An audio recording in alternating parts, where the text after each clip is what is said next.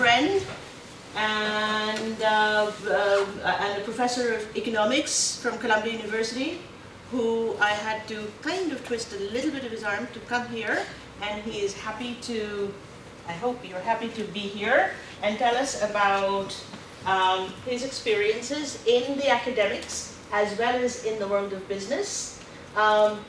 He is not just a practitioner of dismal science, which what economics is often called, but he is also the managing partner of a gallery in New York City which sells modern Indian art.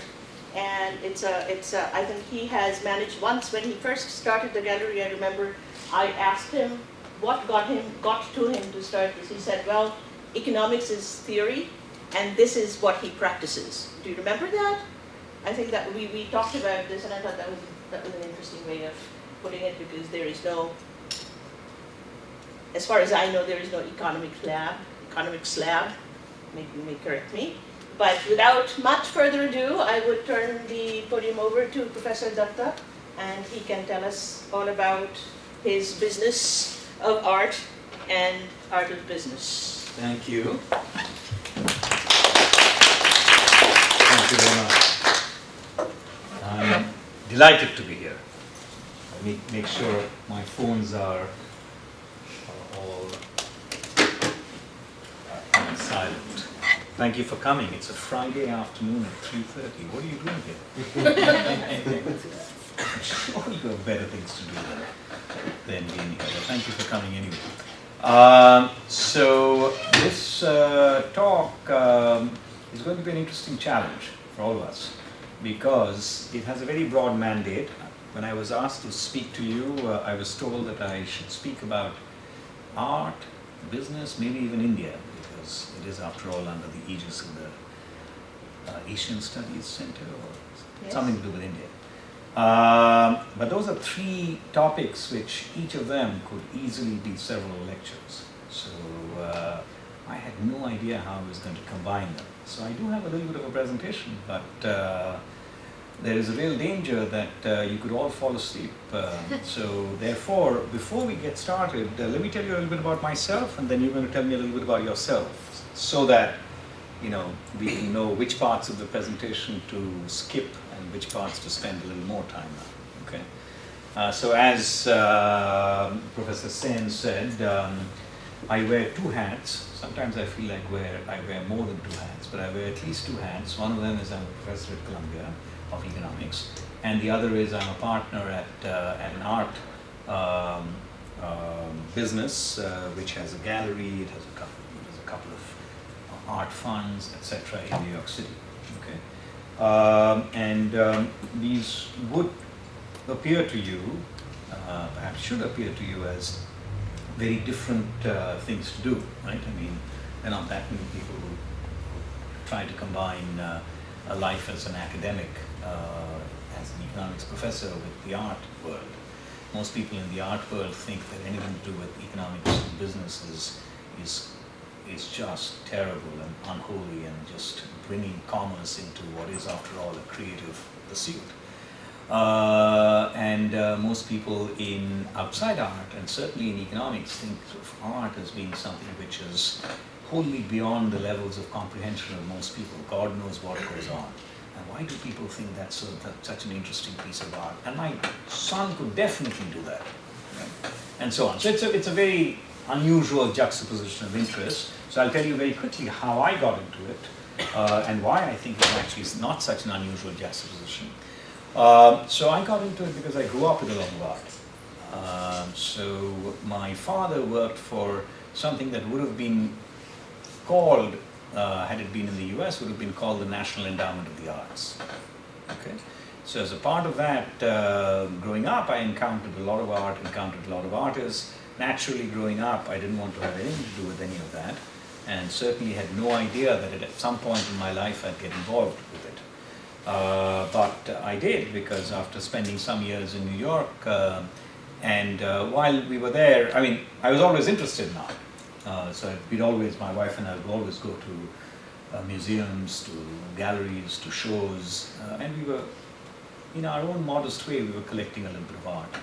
So at some point we said, why don't we see if there's something interesting to be done with the artists who are all in South Asia, whether it's India, whether it's Pakistan, etc., who don't get any exposure in New York, don't get any exposure in the West, but a lot of them are very talented. But we weren't sure that this was going to work, partly because no one in the US and New York knew what Indian art is all about. If anything, has anybody ever seen a piece of Indian art? Any of you? What have you seen? Is a tanka could be considered as part of the Hindu Sure, so culture? tanka, tell me very quickly what a tanka is, so that everyone knows. Yes, it's kind of, now it's pretty a very crazy price for buying and things like that, but its original purpose is when you are on the road and you could not like go to the temple to have the power from the god, and I'm not sure whether my words are exactly correct or not. You have a tanka that is exactly the picture of the god from the Hindu culture, and like it's basically, I don't think it's a paper. It's something that you could Cloth? Yeah, it's a cloth that you could carry it on. And when you are thinking about you want to see the god, and you bring a tanka out and then like making connections with Right. this. Yes. So it's art with a religious purpose. It's a scroll, if you wish, that people could pray to, right? That's what you're saying? Yes. One other person raised their hand. Yes. Yeah, I've just seen lots of religious pieces. Lord Ram and Sita and Lord Krishna. And these you saw them where? Well, there's a temple near my house. It's called Okay. the Temple. Okay. So they have- So these are sculptures in the temple, Yeah. or are they paintings? No, they're sculptures. The sculptures. They're deities and they dress them up, Sure. ornate them. Sure. So like, for example, this past month there was the Ganesh festival. So Right. they took the Ganesh statue and had lots of different offerings and Sure. Sure. So this is wonderful. So what these two stories are telling us is exactly what I was going to say. They illustrate what I was going to say, which is that if people at all knew about Indian art, that was in the context of religious artifacts, whether it be paintings like tankas or whether it be sculptures in temples, etc.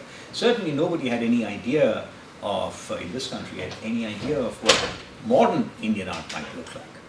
And you'll see some images, they look very different from the traditional religion-oriented depictions in art. So we weren't sure that this was something which would have an appeal. Whether it be commercial, whether it be artistic, we had no idea whether it would appeal. So I'll tell you a very quick story and then I'll end my introduction, which is about myself. So one time I was coming back how many of you are from New York? Okay. How many of you have visited New York? All right, very good. So visiting will do, because the story is, the setting is I was coming back, and remember I didn't tell you this, but this is roughly about 15 years back.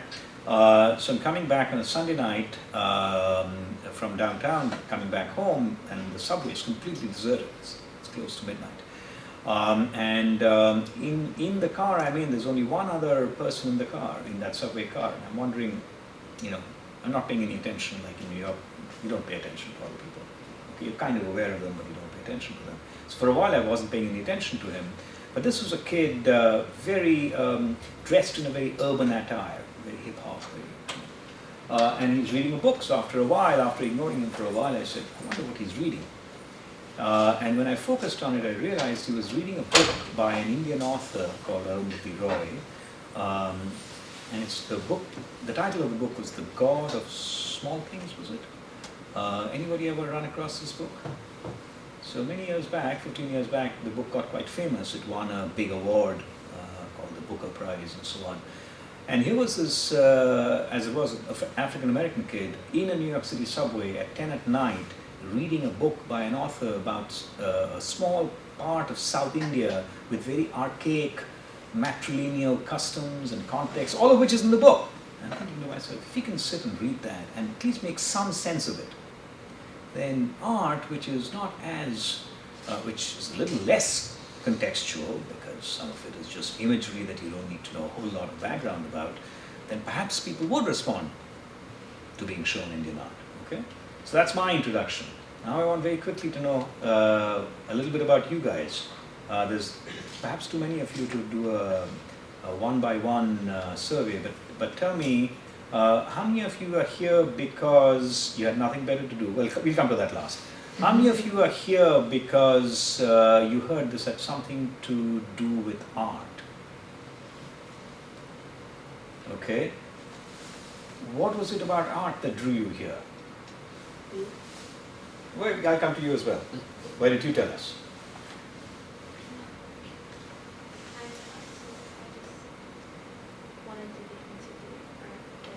You know, my hearing is not bad, but you have to speak up. I just wanted to get into the world, so I thought this would be interesting. You do want to get into the art world Yes. in the future. Oh, great. As an artist, you don't know yet. Oh, that's great. Okay, somebody else was about to tell me. Did you put up your hand? Yes. Yeah. It just sounded interesting. Okay. So it's like a combination. I wanted to learn more. So you were interested in both business and art? Yeah. Okay. And I mean, do you have an idea of why you're interested in business and art? What do you want to do? I don't know yet. You don't know yet, so you're Yeah. trying to figure that out. I recently read a book that is called 12 Million Shark. Ah, yes, of course. One of my So let's tell favorite everybody the title. The 12 million, 8 million, what was it called?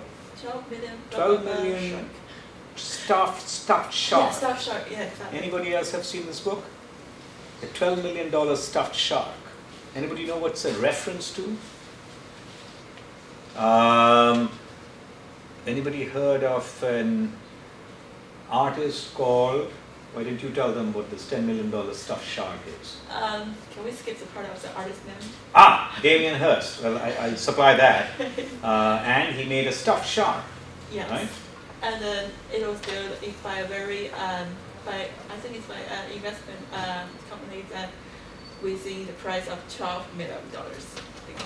So having read that, then you were about to say, And this book is a general introduction to those who have maybe a little bit of knowledge about art, or for someone like me, when I was reading, I had no idea about what art is. It's basically introduction in the world of the artists, art dealers, and the galleries of what happened in those art. And I think it's a very good book about the relation between the art and the business. so having read this, now you're intrigued about the business side of art. Exactly. Is that where you were headed? Yes, and I was thinking about having an internship in this part. An internship in the art world. Exactly. Okay, excellent. Somebody else who raised their hand. Maybe from anybody else who's here because they were intrigued by the art in the title. Yes. I am an art major, so You're an art major. yes. Excellent. And as an art major, are you learning to be a practicing artist, or Yeah. what is an art? So you're not an art history major. You're an No, art art major, major. as in you're learning. What are you learning to do? Visually drawing and painting. Drawing and painting. Yeah. So Okay. I figured this might help me make money once I graduate. So how do you translate all that training into a job?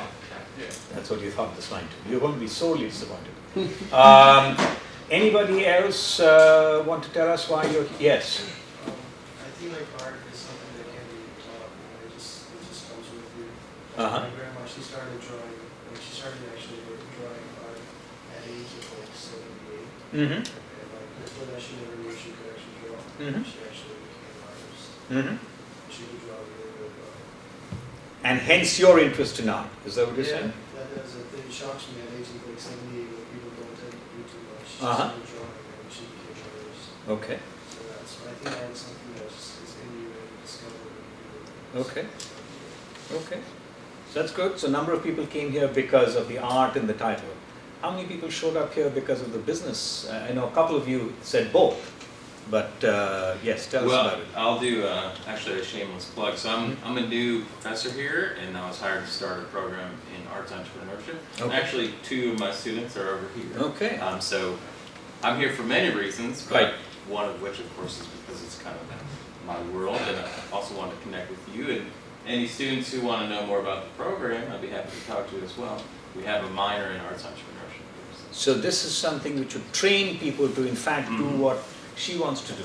Yes. Is go out in the world and be and what and you somebody say, else, learn go out how in the to world and create your own work career. in the art business. Mhm. And Absolutely. okay, great. Anybody else? Yes. I would like to start up my own business one day and probably invest in art as well. Okay. So the title, Okay. Okay. interested me. Okay. Excellent. My father buys a lot of paintings. Okay. I'm from the Dominican Republic and he always supports a lot of Dominican artists. Okay. So since I'm very young, I've been exposed to that culture of buying art and going Right. to galleries and meeting artists. Great. Great. So, is there any art that you've bought yourself so far, even though you're so I young? was about to this summer, but it was a little expensive A little for expensive. myself, so Okay. I couldn't. But Okay. my father did buy some. Okay. So maybe in the future you'll do that. How many of you are here because you had heard this had something to do with India? Not that many. Okay. Something to do with Hindi. Hindi? Is that what drew some of you? Okay. Excellent. Okay, so I think I have a reasonable sense of, I take it, other than, what's your name? Professor Ganji. How do you spell the last name? Gangi. It's Sicilian actually. Ah, okay. So other than Professor Ganji, everybody here is an undergraduate? Okay, excellent. So I'm going to talk about, initially I talk a little bit about the art world, but then a lot about the Indian art world. And depending on your interest and time, we'll talk a little bit about our business itself, the gallery. But do feel free to stop me at any point. Like I said, putting this presentation together, it was mostly a shot in the dark as to why people are going to sit here listening to me. So if anything looks intriguing, ask questions. If you don't ask questions, I might move very quickly. Okay? All right. I wonder if we can get this light turned off.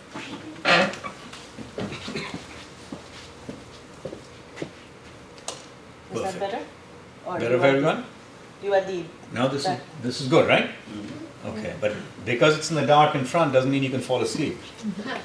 All right. So let's talk a little bit about. This is just sort of a roadmap for what we're going to do. Like I said, I'll talk a little bit about the art market. Then we talk about Indian art, which often gets broken up into two subcategories, one called modern and the other called contemporary. Then we'll spend a little bit of time on the gallery business, and then depending on whether there's an appetite for it, time or interest, we could talk about the market side of things. That is, what are the prices like, what's been happening recently, how do India versus China compare, etc. Okay, so we'll save that for the end, and depending on interest, we'll do more or less. So the for-profit side of the art market is really made up of, I would say, three components at this point. The second and third bullet points on the top, and the first of the bullet points on the bottom. So the for-profit part of the art market is made up of galleries, sometimes they're called dealers, and then there are auction houses. So the auction houses you've certainly heard of. The auction houses such as Christie's and Sotheby's are the two biggest ones. Then there are some local regional auction houses. There's one called Bonhams, which is quite big, also originally out of London, but now has a presence in the US as well. There are some auction houses that are in New York alone, smaller ones called like Swan, etc. And then galleries, there are many. So the bigger galleries are located, the centers of the gallery world are, New York is the biggest center. In the US, likely the next biggest center is Los Angeles. For those of you who are, so they might want to go intern, those will be the two cities you'll be looking first at. Chicago is much smaller. San Francisco is much smaller. Philadelphia doesn't exist, kind of, etc. So, and there are lots of galleries, and some of these galleries, the big galleries in New York and Los Angeles, now are increasingly international. So, like many other sectors, many other businesses, the art business as well has become quite international, cross-cultural over the years. So some of the biggest galleries, like there's a gallery called Gagosian, which has branches everywhere, certainly most of Europe. But they now also have a presence, for instance, they've tried to have a presence, I don't know if they actually have a formal branch in Russia. There's been talk about them in Hong Kong. Again, I forget if they actually opened in Hong Kong. So there are these galleries that some of which are worldwide now. And the difference between the galleries and the auction houses is primarily that the auction houses solely deal with resale work. Okay, so they deal with what's called the secondary market. So pieces that have originally been owned by someone else, and that original owner, possibly after having gone through several hands, but not from the artist, they will get works to sell at the auction. And the galleries historically have been the ones that have directly dealt with the artists. Now these lines are blurring a little bit. The auction houses now are getting into the business of also doing shows that are coming directly from the artist. And some of the galleries are also doing secondary market resale work. Yeah. But historically the division is the dealers, the galleries go up and work with the artists, and the auction houses go work with the collectors. Okay.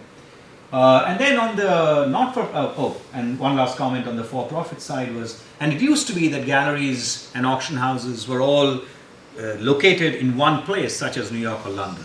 Now, one of the things that has happened, because the world has become more international and collectors are everywhere, the galleries have found it profitable to go to these things called art fairs.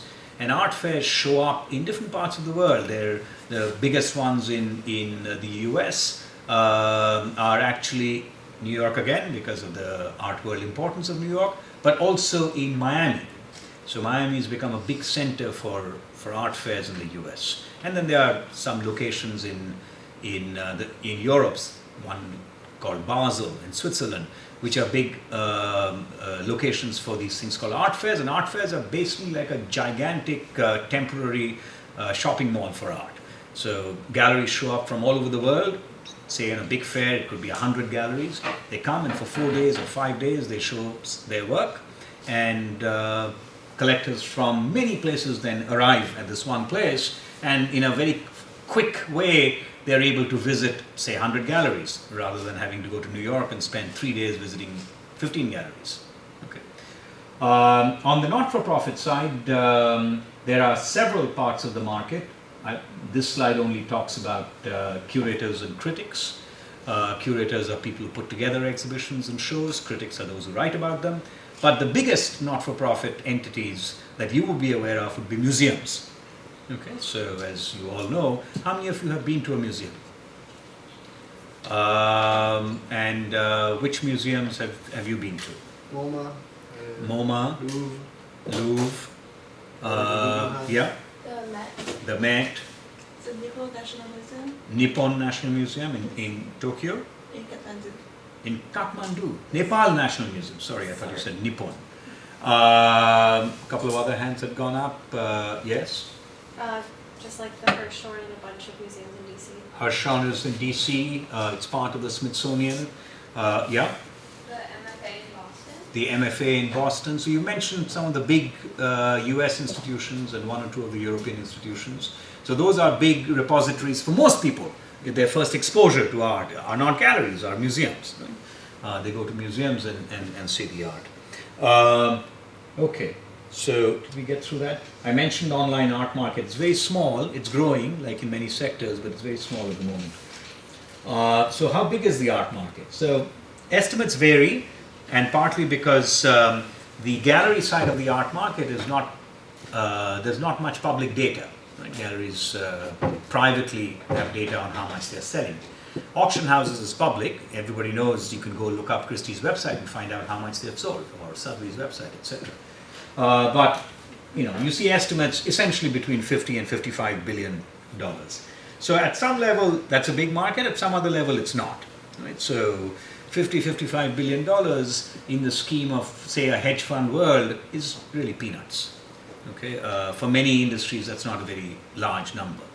It's growing, but and one of the reasons it's growing is because increasingly art is, and we'll talk a little bit about this later, art is becoming like an asset. Some people feel that, owning art is a little bit like owning real estate or owning stocks and bonds. Okay, so that's partly what's contributing to the art market growing. The online market at the moment accounts for a very, very small segment. And indeed, it's a perennial debate as to whether this is going to change or not. There are many other parts of, so to speak, the high-end market, such as, say, couture, where, from what I understand, or luxury designers, from what I understand, the online market has taken off in the last few years. Okay, art hasn't happened yet. Okay, it may happen. So where is this market based? The pie chart below gives you some sense. So about 40% of the market is US, and then China is 22%. And the China factor is especially important because that 22%, and I don't know, it's 2014, that 22%, had you asked for this number 10 years back, would probably have been 10%. And had you asked for the number 10 years before that, it would probably have been 2%. I mean, I'm making up the 2% and the 10%, but that's the kind of growth that we're talking about in China. The market in China has really exploded. With some attendant problems, there are also incredible number of fakes in the Chinese market. There's also issues about people buying and not paying and so on and so forth. But it is a market that's growing, like a lot of other things in China, incredibly rapidly.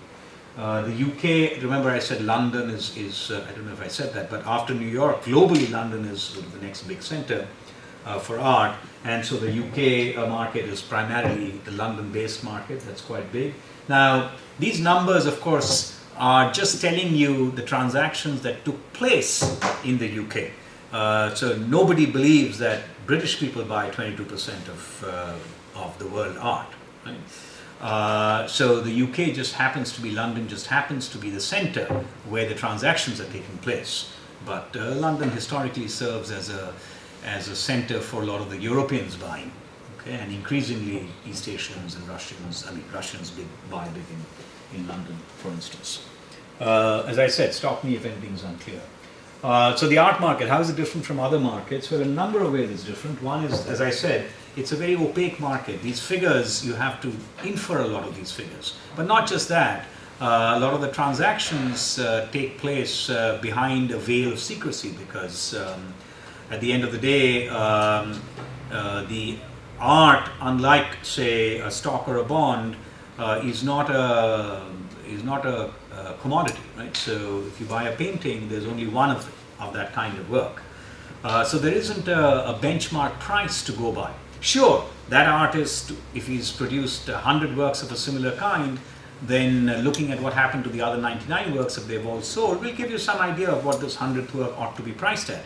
But it's not a perfect forecast of, it's not like buying the 100th Apple share, which has to be priced like the other 99 Apple shares, right? So as a consequence of this, there's always going to be some, if you wish, variation around the price, and both the buyer and the seller have a reason not to quite disclose exactly where the transaction took place. The buyer, if they feel they got a deal, they don't want to tell the other 99 people they got it for 10% less than what they paid. And the seller, if he managed to extract 10% more than the other 99, similarly has no reason to tell you. Okay, so prices are very hard to come by. Indeed, it's a little bit like, so even in the stock market, how many people know what an over-the-counter trade is versus an upstairs trade? Where the counter happens in... Forget over-the-counter, tell me of the upstairs. Actually, I meant upstairs was what I wanted to draw the analogy with. What's an upstairs trade, do you know? Upstairs is the one that happens in the actual trading floor. One that does not happen on the trading floor. So if you and I buy Apple, we'll buy it along with everybody else. Okay. But say if Deutsche Bank wants to buy, $100 million worth of Apple, they're not going to go place an order on the exchange and say, I want to buy $100 million worth of Apple. They will instead go to the dealers, market makers who make Apple's market and say, I want to buy 100 million of Apple. What's the best price you can do for me? And then it's a negotiation, it's a bargaining, right? And you and I buying on the exchange, what we are seeing on the ticker is not the price that Deutsche Bank is buying at. Okay? Of course, Deutsche Bank is buying more, so they ought to get a better price. But that price is never going to get known. So the art market is like only having the upstairs market. Imagine that there is no electronic market where you can buy Apple. Everybody has to go to the upstairs market and negotiate with the seller. Okay, and that's what gives it the opacity. It's an illiquid asset, so if you buy it and you want to sell it, the fact that you bought it for $100 doesn't necessarily mean you're going to sell it for $100. Okay, there isn't, again, like stocks and bonds, there isn't a price that you can point to and say, hey, how come I'm not getting $100? Other people are paying $100 for it, right? So it's illiquid. You could sell it for a lot of money, but you might have to wait for it. You know, there's not an immediate way to sell the asset. It's a luxury market. Not all of it. You know, there are some art pieces that you can buy very cheaply, but a lot of art pieces are expensive, and so the people who buy it typically are quite wealthy. Is it a Veblen good? Those of you, how many of you have taken any economics classes? Anybody remember what a Veblen good is? You're shaking your head. Veblen good is a good like a Rolls Royce. Its Okay. demand increases because its price is too high. Everyone wants it. You were almost there till the last couple of words. Its demand increases when price increases. So most people think of demand as people buy more when the price is lower. That's true of most goods. Veblen goods are these curiosities. Now whether they exist or not, we don't know. That's why it's a question mark. It's a curiosity in the sense that it's claimed that these are the goods where people will buy more if its price is higher. They won't buy if the price is too low. Okay, and there are explanations for that, such as it's a demonstration effect, you want to show your neighbors that you bought it, etc. So, so we don't know whether art is a Veblen good or not, or indeed whether there are any Veblen goods really, when you think about it. But potentially it's something like that, when prices are too low. And I'll tell you, in one way for sure, this analogy is not wholly misplaced. For example, there are parts of the art world, I think Indian is a case in point, where prices would be higher if, say, a typical collector of Western art paid attention to it. I think that's pretty obvious. Okay? Now the question is, why doesn't the collector of Western art pay attention to it? Well, one reason they don't is because if you're a real collector of Western art, then for you to get involved in something which you don't know anything about would require a fair bit of study and due diligence, so to speak, right? And that may not be worth it if the prices are too low. Like, why am I bothering? I spend all this time, I hire an art advisor, I find out whether this artist is good or that artist is good and so on and so forth. And at the end of the day, I buy something which, in the instance that I'm not happy with, it'll be a struggle to sell and it won't be for much money. I mean, I'm used to buying things for millions of dollars and this thing costs $10,000. It's not worth the hassle. Okay, so in that funny way, art may be a Veblen good.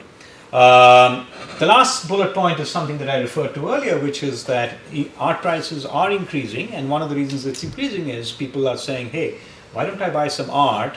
If it does well as an asset, that's great, and by the way, I get to hang it on my wall and enjoy it also. Okay? And that's not true about stocks and bonds. You don't frame a stock, I hope, a stock or bond and put it on your wall and say, look, I own so many shares of Apple, right? So you're doing that for pure investment. So this is an asset where maybe it has an investment value, but hopefully you're also doing it because you like it. Okay, so these are some ways in which the art market is very different from many other markets. Questions?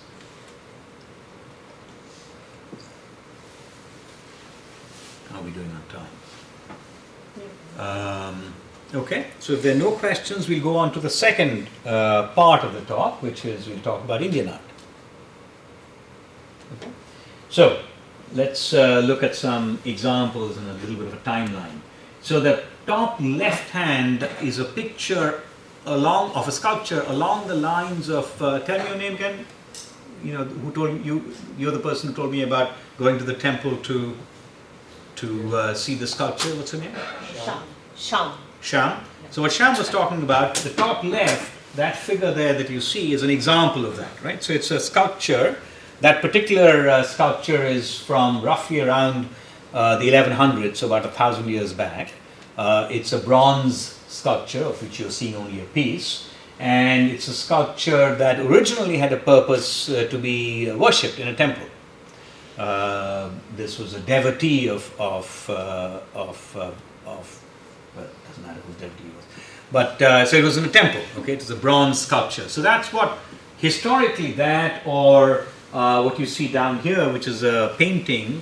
In India, there was a tradition drawn from Persia. It came originally from Persia, of miniature paintings. So paintings that were very small, roughly this size. So whilst, for instance, in the West, painting was developing, from the time of the Italian Renaissance through Dutch art, Flemish art, etc., French later, and so on and so forth. And those tended to be large canvases. In parts of the Central and South Asia, it went the opposite way. They collapsed into smaller and smaller paintings. And the aesthetic was very different. Everything you had to do in a very small format. They didn't pay particular attention to perspective because they were, in some sense, more interested in the gestural elements. So that's miniature paintings and sculptures is what Indian art historically was. And I would say this is pretty much all the way through to 1900. And around 1900, these large canvases, etc., from the West make their appearance in India because the English who are there, the British who are there, they start art colleges. So people go to art colleges. One of you, what's your name again? Yeah? Eric. Eric. So like Eric, people started going around 1900 in India, analogues of Eric, started going to these art colleges to learn how to paint and draw, and they were being taught by Englishmen or Britishers. And so they learned to handle the new materials, canvas, oil, watercolor, etc. And so you start seeing the kind of picture that you see in the middle. It's still somewhat traditional subject matter, but now it's being rendered in a way where perspective matters, where the face is being fully realized, etc. So there's an element of the Western influence that's coming in. And then around 1947, some of you might know, is a critical turning point for many things in India, because that's when the country becomes independent from the British. So post 1947 start this important group called the Progressives. Those of you who've read Salman Rushdie will know that he had a novel which is very famous called Midnight's Children, and it is a reference to the fact that on midnight, August 15, 1947, India got free. So children of that time who were born after independence are referred to as Midnight's Children. So that generation comes of age then and tries to sort of push Indian art in a way that, in their view, sort of synthesizes the East and the West. Yeah? And then right at the top right, you're seeing a sculpture, which is kind of small, so it's hard to tell, but it's a very contemporary looking piece by a recent artist. And by now, they're using, and you'll see some bigger images in a bit, they're using references which perhaps have nothing to do with India. So what does that image remind you guys of, the top right? Yeah? A what? A mushroom cloud, okay. So as in bad stuff, nuclear war. Okay, anybody else? What does it remind you of? Yeah? I saw a tree. You saw a tree, nice and peaceful. Excellent. And anybody else? A fountain. A fountain. All perfectly legitimate interpretations. This picture doesn't tell you very much, but each of these, they're little steel containers which are used in cooking in India, and that's what the components are of that piece. Okay, so this artist is making a comment about how the everyday can be turned into something which is, more arresting, whether it's a nuclear cloud or whether it's a tree. Anyway, so but certainly the imagery is no longer traditional. That's the point. Before you move on, Yeah. I have one quick question. Sure. What's the material on which these Persian miniature paintings are? Typically paper. So they would work on paper. They there was a certain kind of paper. It's called wasli. It's slightly thicker so that the color doesn't seep through. And they used to hand make those papers back then. Now you can buy them. Okay, and what they are painting with is think of it as sort of a thickened watercolor. Okay, because on paper you can't use oil paint, or you typically don't. And by the time they moved on to the 1900 to 1947, it's the same. Is it still paper? Or Yeah, they're still using paper. So this particular group, and it's the group they were called the Bengal School. So their way of dealing with the advent of the English and the advent of Western influence was to say, no, we want to retain our traditional ways of working in terms of the material and the way we handle the material. Okay, and the subject matter is some of their subject matter was a reference to the past glory, so to speak, and etc., but rendered in the more modern way. Are you going to ask me a question? Yeah. Yeah, I had a question. Well, Yeah. Can you go over what the difference between modern and contemporary? Is that We'll get to just it. the time period? Yeah, we'll get to it. We'll get to it. Oh, okay. Yeah, we'll get to it. Any other questions? Okay. So remember I said around 1947, there's this group of artists that becomes very influential. The guy in the white beard, he was, I think, arguably India's Picasso. His name was M.F. Hussain. Like Picasso, he had a very long career. He just passed away a few years back at the age of 95, 96, something like that. In fact, in our gallery in New York, on September 17th, which would have been the 100th anniversary of his birth, we opened a major retrospective of his work. And a write-up on that, if any of you is interested. Anybody heard of something called Art Info? It's like a big art publication. They're online, they're offline. So a cover article today on Art Info is a write-up on this show. Okay. Anyway, so Hussain was a major influence in Indian art, and his story itself could take us an hour and a half, so I'm not going to tell you the story. But that is a picture about him. He was very well known for doing painting horses. Talking of cross-cultural exchanges, he was inspired to start painting horses by a Chinese master when he visited China back in 1952, I think. And he first saw the work of this Chinese master, whose name I never remember, but who apparently was also an extremely influential, yes. Is his name Xu Beihong? There you go, Xu Beihong, very well done. I always think I'll remember Xu Beihong, but I never do. Yes, his name was Xu Beihong. Xu Beihong, if I remember rightly, you might be able to put me right, was roughly lived between 1890 and 1970 or so.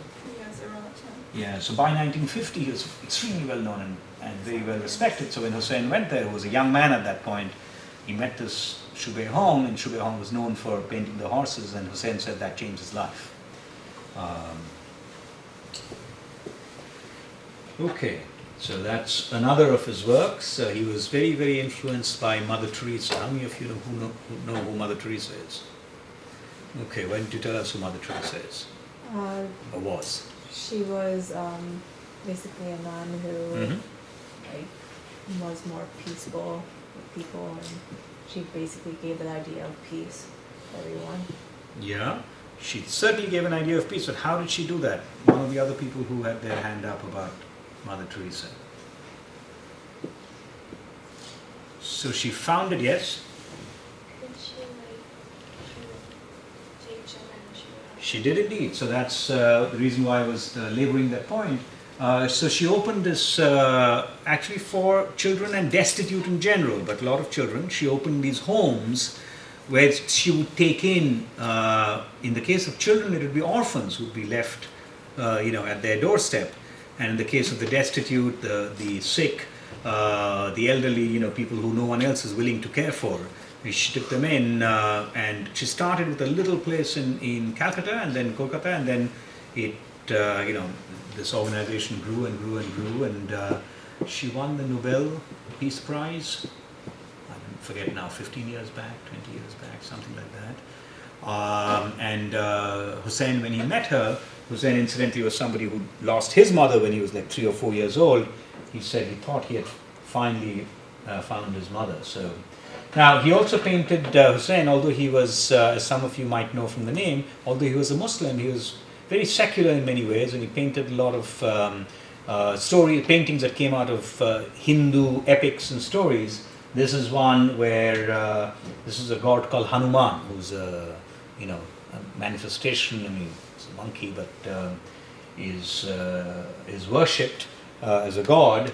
And then he painted something which he called Mother India, and this particular painting became controversial. Anybody know why?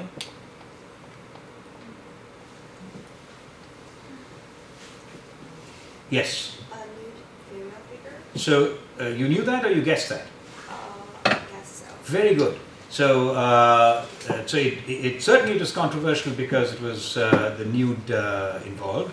But remember, it is called Mother India. And as he once said to me, since when did Mother India become a goddess? But when people are looking for trouble, in his case there were fundamentalist Hindu elements that were looking for trouble, so to speak. So they just fastened on this painting and said, look, this is disrespect to a divinity. And he shouldn't have done this, and it's terrible, and so on and so forth. And things got quite out of hand that he had to eventually leave India, and he died outside India. So that's Hussain, who was a major figure. Here is a completely different stylistically, and I'm showing you some of these images just to convey the stylistic differences amongst these guys. This is another member of that progressive artist group. His name was Raza. He's still alive, although he's extremely old at this point. And his style is very, very abstract. This is a work from 1980 called La Terre, or The Earth. He was based in Paris for many years. And subsequently in his life, he changed his style of work to much more geometry. It's still abstract, but it's very geometric, and partly inspired, although again Raza's case, he is Muslim, but partly inspired by Hindu philosophy, especially the concept of Bindu, which is this idea in Hindu philosophy that everything comes out of sort of the elemental sound, elemental, that sphere that you see there. And the third of this group, of this Holy Trinity, so to speak, was an artist called Francis Souza, who painted mostly figurative works, such as this.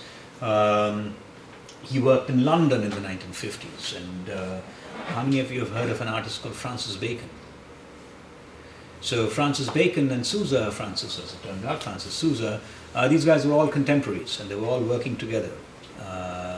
Lucian Freud, Francis Bacon, Francis Souza, and they were all known as, back then, the young British artists. Some of you might have heard of the more recent young British artists, the YBAs, of which Damien Hirst is an example, but these guys were doing that in London in the 1950s. This is a very interesting series that Souza did, which was all black.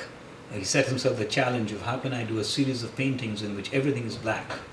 Partly because he was interested in the nature of evil at that point, but also just as a stylistic challenge, or as a methodological challenge. How can I do paintings that rely entirely on texture to convey what I'm trying to do? Okay, so this is a head study, black on black. That's also a Souza nude. And I think this is the last of that early group that I'm going to show you. This is an artist called Tayyab Mehta. Now, somebody asked me, what's the difference between modern and contemporary? So, in Indian art, the difference tends to be drawn as art that's pre-1990 versus art that's post-1990. Okay, and the terminology varies a little bit from Western to Indian art. In Western art, what's called contemporary is typically anything that's post-Second World War.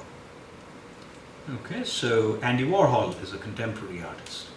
And what's called modern is anything that's pre-Second World War. Picasso is a modern artist. Giacometti is a modern artist, etc. In India, partly because the advent of Western styles of work only happens, if you remember, around 1900, after the British art colleges open up. So everything gets shifted, if you wish, a few decades. Okay. Now these contemporary artists, as you will see from the images, and I won't tell you very much about the images, we just scrolled quickly through the images. They look very different. So they are much more, for one thing, I think the imagery that you see in contemporary works, as in works from the 1990s and 2000s, whether it's in India, whether it's in China, whether it's in the West, they tend to look a lot more like each other. because at the end of the day, a lot of artists, a lot of creative people around the world are drinking from the same spring of images. Everybody's doing YouTube and everybody's doing, Google Images, and everybody has access to exactly the same set of images. So it's no longer the case that you grew up in a small village or in India, in a town in India, and there was something heavily contextual about what you grew up with that was so different from somebody growing up in Sarajevo. So these are some of the younger contemporary artists, some of them from India, some from Pakistan. The materials tend to be now a lot more installations. I don't have any examples of photography or video, but a lot of photography, video, sculptures, installations, and some paintings as well, such as this one, for instance.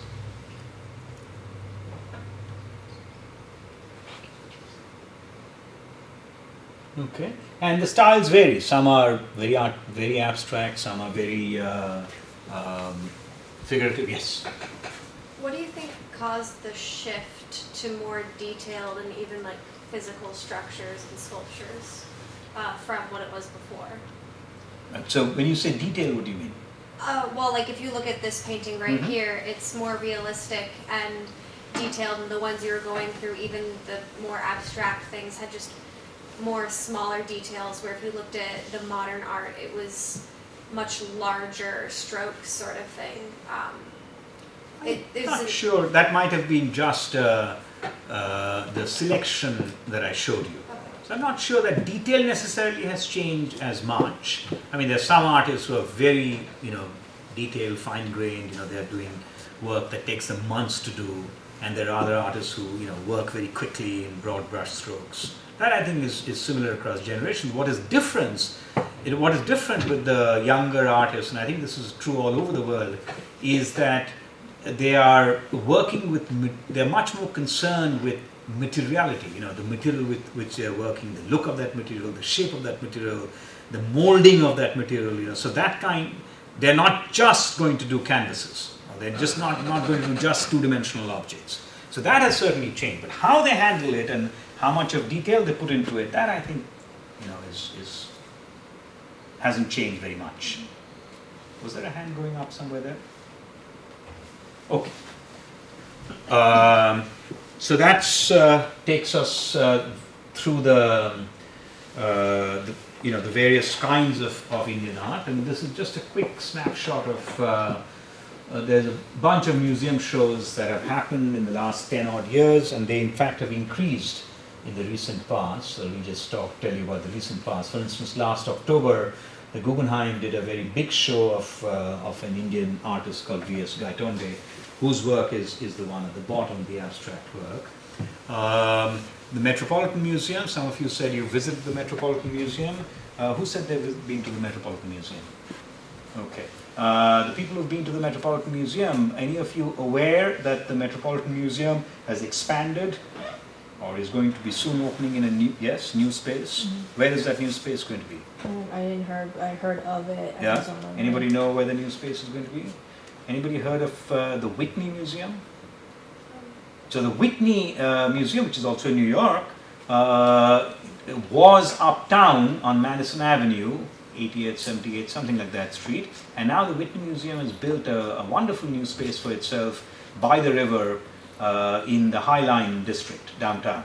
Okay? And the old Whitney building is now being taken over by the Met. And the Met is going to do what they call contemporary art. But remember, I told you, in the West, contemporary means post-1950. So they're going to do post-1950 work, which they haven't traditionally done. Okay, so this is a big step for Met as a museum. That used to be the province of MoMA. So they had divided their responsibilities, so to speak. The Museum of Modern Art would do post-1950, whether it's Jackson Pollock, whether it's Andy Warhol, etc. And the Met would do pre-1950. So Met would do the Impressionists and the Picassos and so on and so forth. But now the Met is taking on post-1950. Not only that, they're taking on post-1950 in a somewhat international way. So the inaugural show of that is going to be an Indian artist who's no longer alive, called Nasreen Mohammed. Okay, so that's going to be a big, this was a big step for Indian art, for a museum like Guggenheim to do a solo show, and certainly the Met's doing it will also add to that.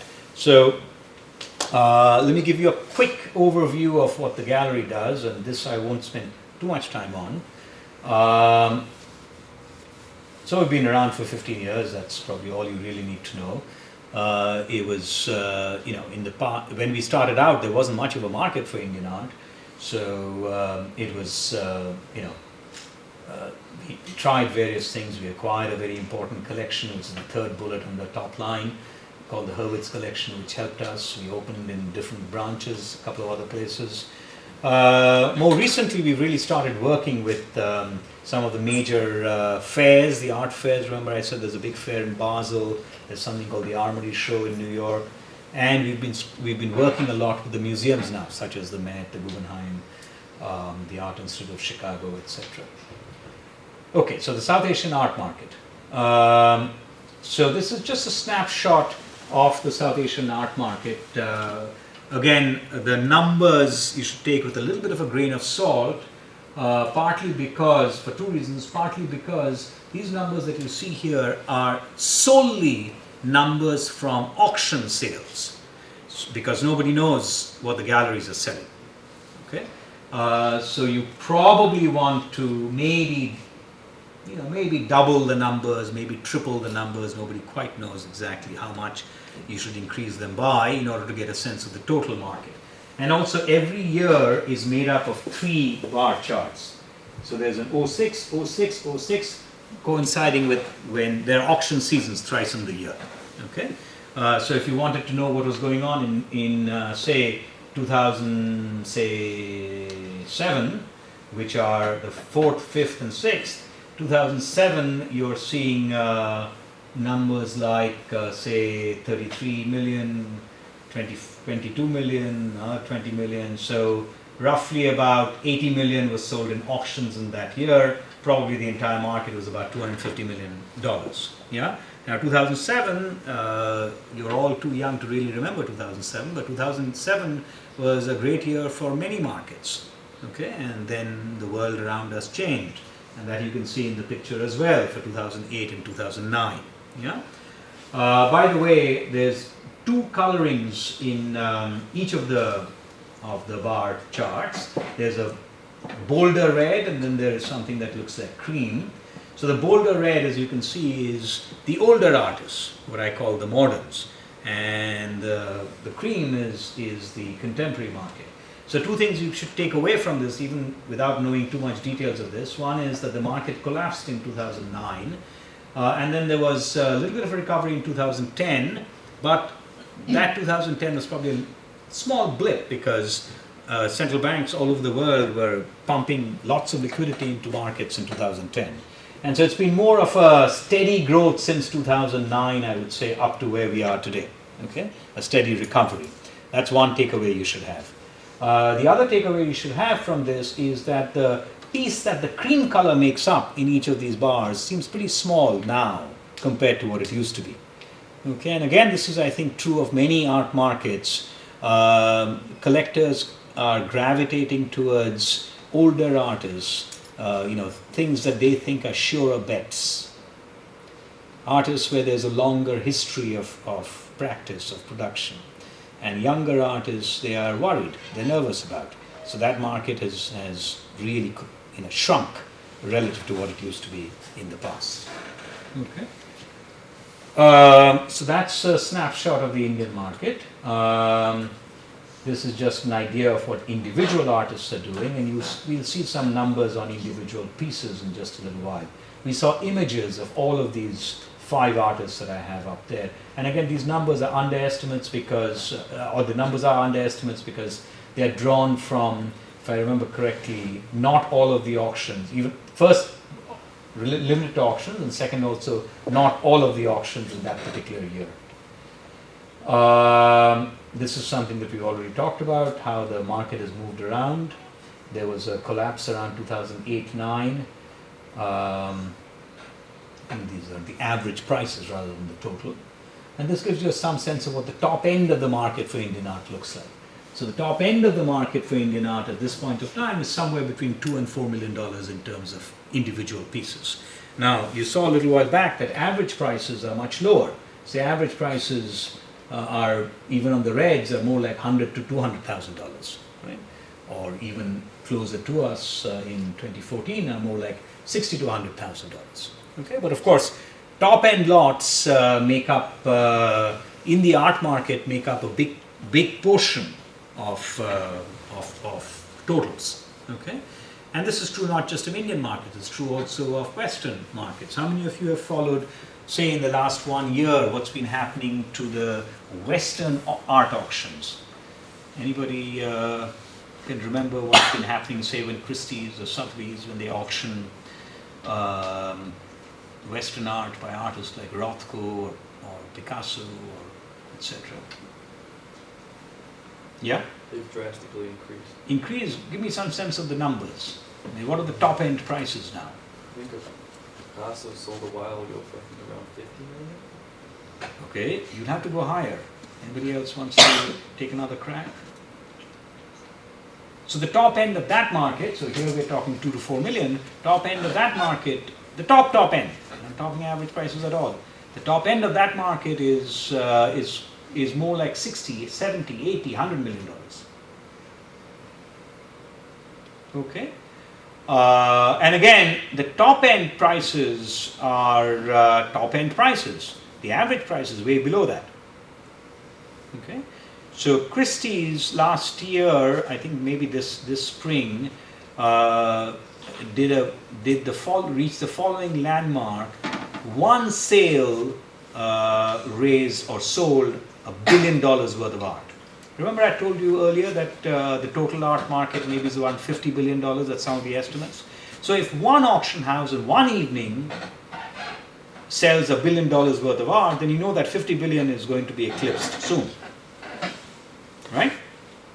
Because after all, that's everyone, all sellers combined, all kinds of art combined.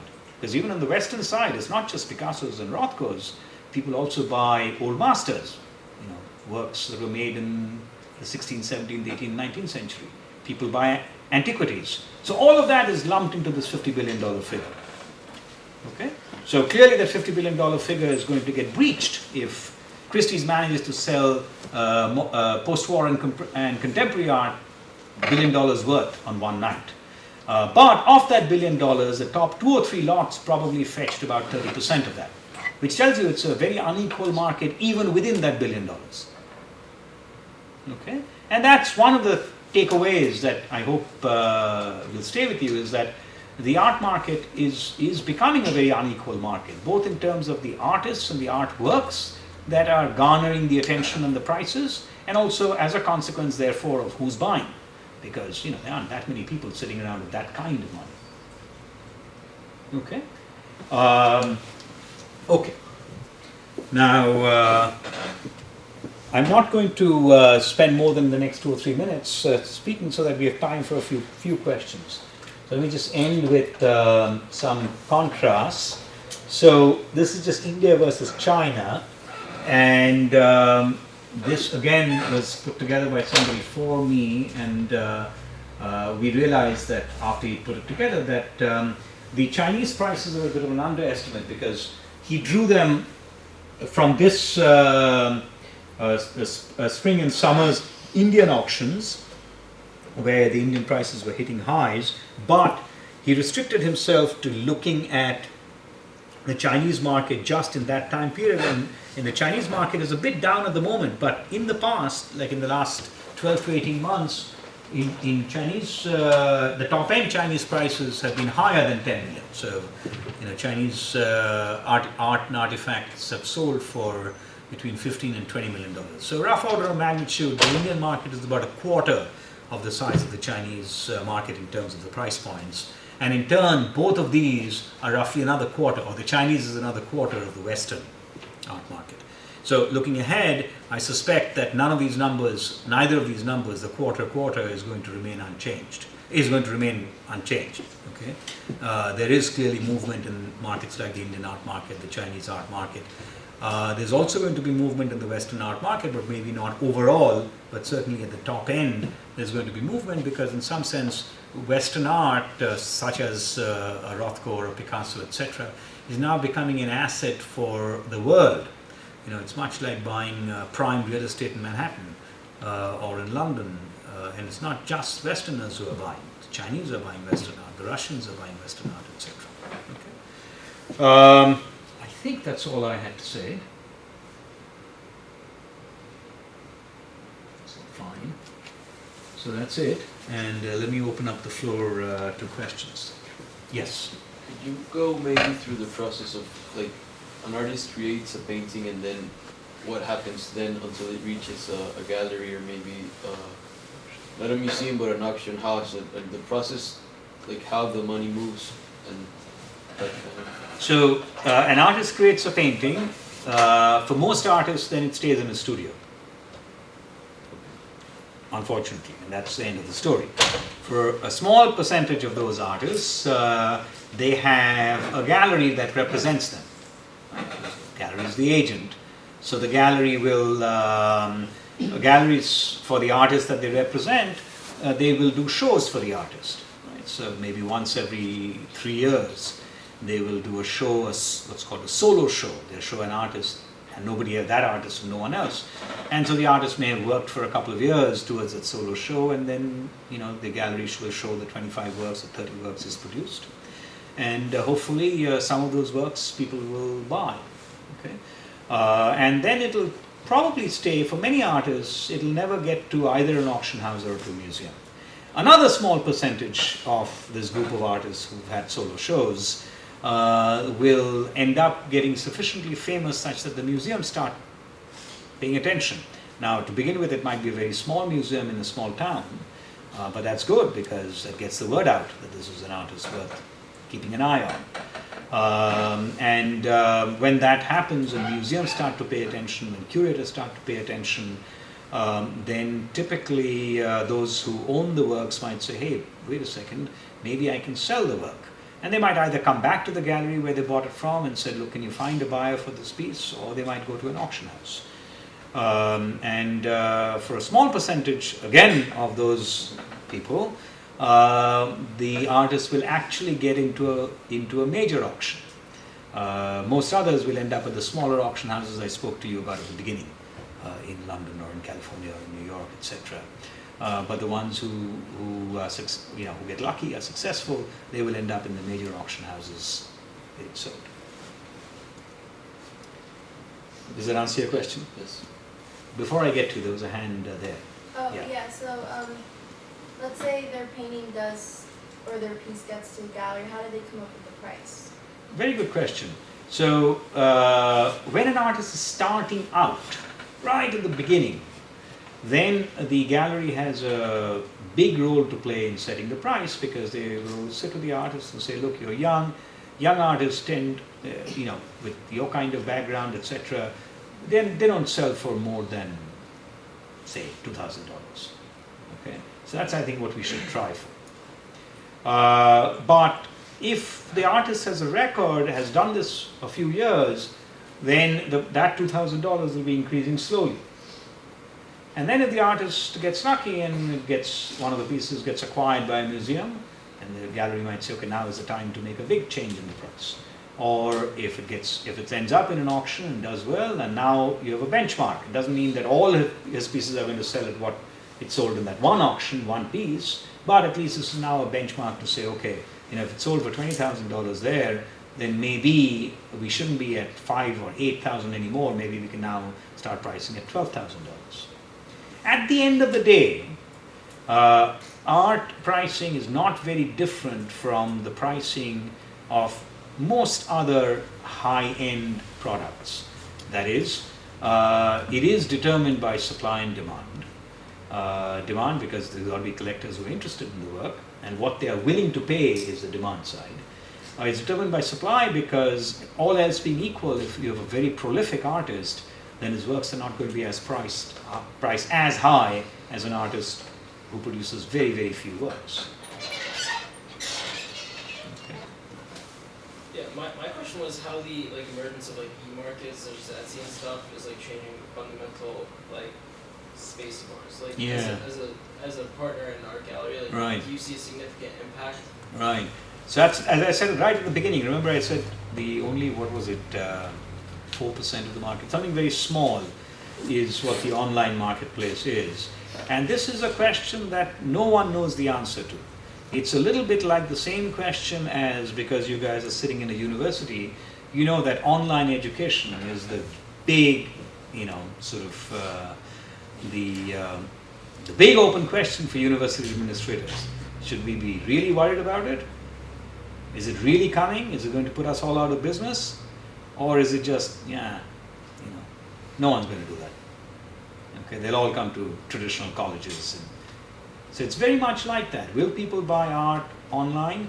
Well, in some instances, as I said again at the beginning, people seem to be willing to buy very expensive handbags and very expensive dresses online.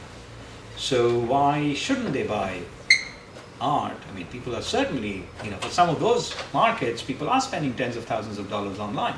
Right? So why shouldn't they be spending tens of thousands of dollars buying art? At the moment, they're not. So, and there are some, fairly well-known people making a bet on it, in the sense that the auction houses all have some kind of an online presence. They're trying to move some of their auctions online. There's, did you say Artsy? Etsy. Etsy. Etsy is a different creature because Etsy does,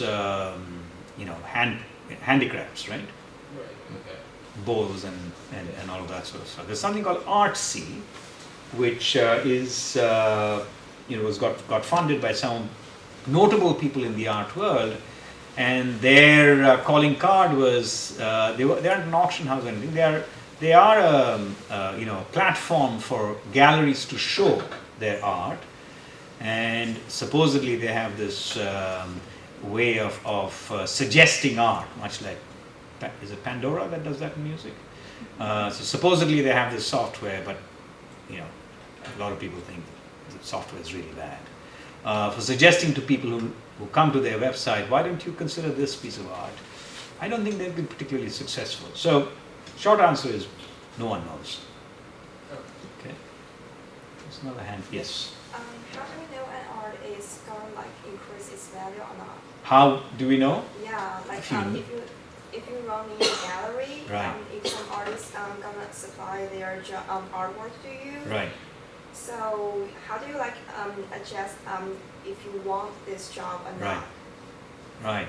So you shouldn't get involved in the art business unless you think you trust your eye. Right? So at some level it's got to be, because whether you're right or not, you believe that you can spot good art from bad art. Right? Then there's what in my other life in economics, there's a very famous economist. I know none of you said you've taken an economics class, but you may have heard of an economist called John Maynard Keynes, who was a very influential economist. And John Maynard Keynes once described the stock market as a beauty pageant. He said it doesn't really matter who's the most beautiful. It's whom everybody thinks is the most beautiful. Okay, so there's a little bit of that element in art as well. You may think this is beautiful art, but if you happen to have a taste which is not in line with what your collectors want, then you could also be wrong. So you've got to have the ability, or at least think you have the ability, of spotting good art and spotting good art that you think others will consider to be good art. And beyond that, you still don't know. So there is an element of an uncertainty which as to how people will react to it. There's also an element, quite honestly, about in art. There's also an element of how you market the artist, right? Is there a compelling story to this artist? Because at the end of the day, not everybody who collects art has a good eye. So sometimes the story is what they are latching on to. So these are some of the parts of the recipe. Now, but you never will have a complete recipe. But that's what makes it a horse race. Yeah. Will you focus or figure out the trend of art market? For this time period, will you some commercialism or globalism, some idea behind the artwork? You will see, oh, this is gonna have some market. Yeah, so you could, speaking for myself, that's not the way I think about it. because and this I'm not saying in a self-serving way, I think it's very difficult to forecast trends and forecast fads. You can get very lucky, and then maybe you're the toast of the town and the New York magazine is writing you up, and the supermodels are sitting at your dinner table. It could happen, but probably won't happen, and certainly even if it happens, it could disappear very quickly. So I find it more useful to just think about what is the core mission of your gallery. What are you trying to do? For us, it's very straightforward. If you go to New York, even today, there's less than, you can count them on the fingers of one hand, the number of galleries that provide a platform for what I call global art. Art that comes from South Asia, from Middle East. Now we can't do global in the sense of truly doing everything, but we can do South Asia, we can do Middle East, and we want, Art Info, if they are looking for a top-rate show to write about, which is not Western, we want them to know that that's where they go, right? And so we are not in the business of forecasting, for example, trends of, there are, in New York, I suspect, at this point of time, maybe, I don't know, a couple of thousand galleries. So there are plenty of galleries that are doing young artists, and everybody's hoping that they'll catch on to the new trend and so on. That's not what we do.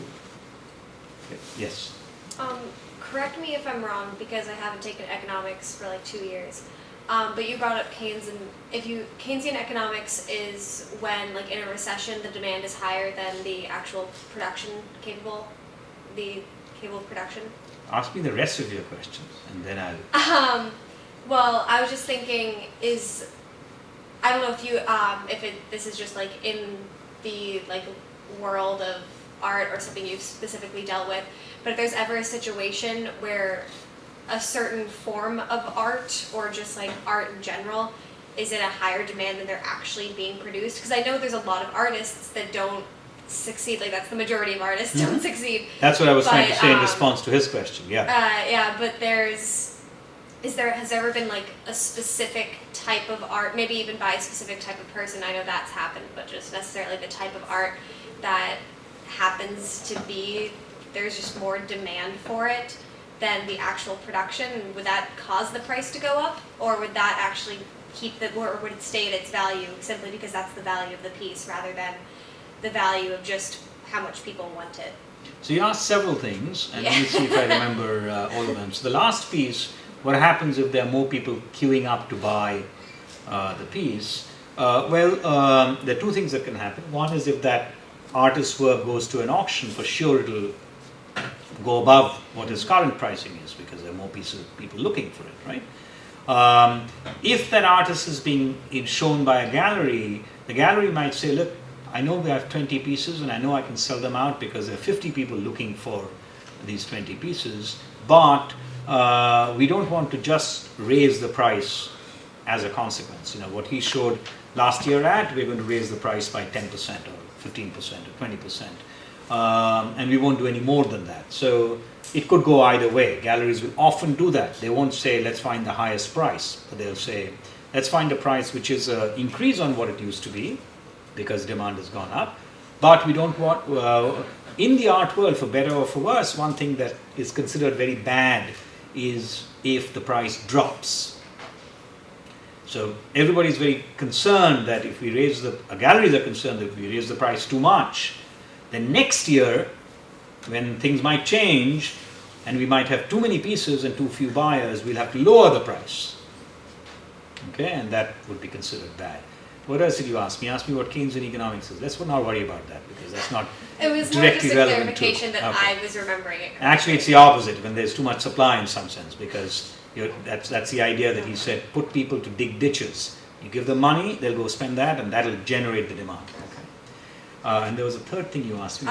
It was about like if there's a type of art that tends to have, I guess, more of a demand than other forms. It's within the art market there are many stratifications, right? So the kind of galleries, art world, etc. that I've talked about tends to be what a lot of people will call fine art, right, at the creative top end. But art that sells a lot is not necessarily part of this. So There is an American artist, somebody will tell me the name of, who has a publicly listed company that trades on, you might know this, trades on the stock exchange, Thomas something or the other. And Kincaid, there you go. Okay, so a lot of people know Thomas Kincaid, but the art world doesn't think Thomas Kincaid is a creative artist. I mean, he makes easy to relate to scenes which are very visual, and therefore everybody knows exactly what this is. Okay, so yeah, I mean, there are certainly things that the broader public will find it easily accessible, but may not be considered creative or interesting by many others. So a couple of other hands on that side. Yeah. Is the profit method of splitting a profit, is it different for galleries versus auctions, or how is the profit split off in general? What do you mean, how's the profit? Because most of the artists who paintings are being sold, they're not allowed to have profit from that. So and then there's young artists who are barely making it. So how do they get profit from the paintings that are somewhat essentially sold? So, I mean, technically speaking, strictly speaking, whoever is the owner of the piece of artwork will be the one who will get the benefits of a sale. So what if would it be happens the to be, percentage? Is there there's no set percentage. Auction houses will charge anywhere between 20 and 30% as a commission if they sell a work on your behalf. Okay. Yeah. Okay. There were, Maybe you had it. a couple more questions, Yeah. and then we will. I think you had your hand up first. Yeah. Yes, I'm concerned, how do you define your job function? Is it more rational or is it more emotional? Because in the process of picking up the paintings from the artists, you have to use your sense of art. But in the part of selling, it's a sense of feeling the market and calculating something. So I'm kind of interested in how do you make a balance between these things? I think I understand what you're asking me. I mean, it has to be a mix of both. I mean, you can't handle art unless, particular artists or art, unless you think it's good, unless, you're drawn to it. But by the same token, if you don't have a big endowment that's backing you up, and it doesn't matter whether you're losing money or not, then you have to worry about, you certainly have to pay attention to the viability of that artist in the marketplace, right? So you have to do a little of both. So as a partner at your firm, what does your daily job consist of in selecting art, or what That's do a you good really question. do? So we have a team, so different people do different things. My job is, I would say, 2 or 3 different things. One is I interact directly with some of the artists. And so some of the artists I brought into the gallery, and I continue to work with them. So then when you're working with the artists, you're basically planning shows for them, talking to museums or curators about them, that kind of thing. Talking to them about interesting projects they might want to do. Then the second thing that I do is I work with some of, and because I'm the managing partner, I work with some of the bigger clients.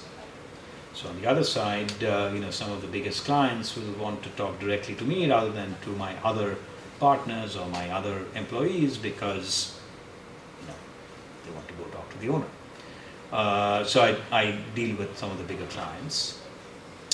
And then the other thing that I do is, from our gallery, we do a lot of art fairs. As I was saying to you at the beginning, these art fairs have become very important. They're all over the world. So I have a team that goes out to these art fairs, and I do a fair bit of traveling, because even if I'm typically not there for the entire time, I will show up for all of the, especially all of the important fairs I'll show up for. So that's something else that I have to do. And then if I have any time left over at all, which is usually not the case, I try to think about what the next 5 years will look like, because it's very easy in every business, it's very easy to chase, not the trend, but to, somebody once, I'm not a fan of ice hockey, but somebody once explained to me that you never want to be where the puck was, you want to be where the puck is going to be. Right? So you try and spend some time thinking about, and the online question was an example of that. Is this something worth thinking about and doing something about at this point of time, although nothing may happen for several years?